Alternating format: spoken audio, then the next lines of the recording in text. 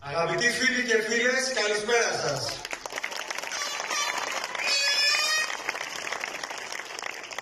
Σήμερα, απόψε εδώ είναι μια μεγάλη ιστορική βραδιά για το Δήμο Μαραθώνα. Σήμερα εδώ σας παρουσιάζουμε την ομάδα των ανθρώπων που θα κληθούν σύντομα να αλλάξουν την εικόνα του τόπου μας.